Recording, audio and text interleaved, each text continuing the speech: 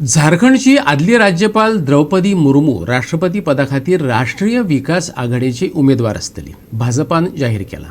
देशाची फुडली राष्ट्रपती मागास उरिल्ल्या आदिवासी समाजातल्यान आसची अशें भाजपाचे संसदीय समितीक दिसता।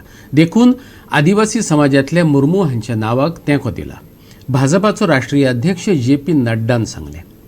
काँग्रेसीन आपलो राष्ट्रपती उमेदवार जाहीर करतकच कांय वरांनी भाजपान आपलो उमेदवार जाहीर केलो।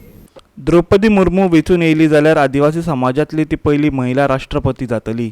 मंगळारा जाल्ले भाजपाचे संसदीय बसकेत हो निर्णय जालो। राष्ट्रपती उमेदवारी खातीर 20 नांवांची वळेरी समिती कडेन येयली। सविस्तर चर्चा जातकच मुर्मू हांचें नांव नक्की जालें। आज हम जानते हैं कि यूपीए ने अपना राष्ट्रपति का प्रत्याशी घोषित कर दिया है।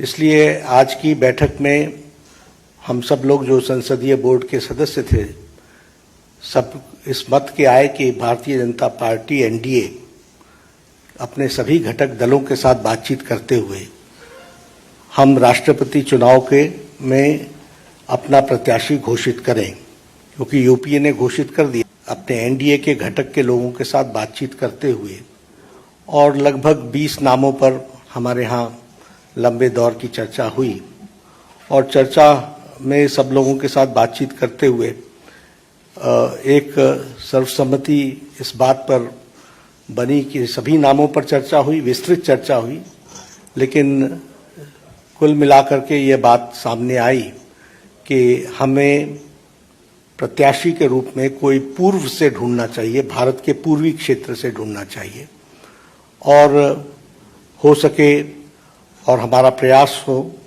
महिला को हमको स्थान देना चाहिए।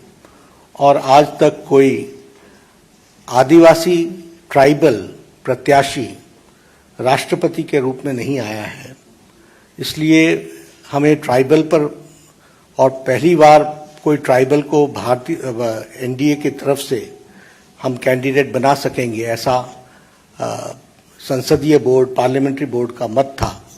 और इसलिए श्रीमती द्रौपदी मुर्मू इनको राष्ट्रपति का प्रत्याशी घोषित किया गया है एनडीए की तरफ से।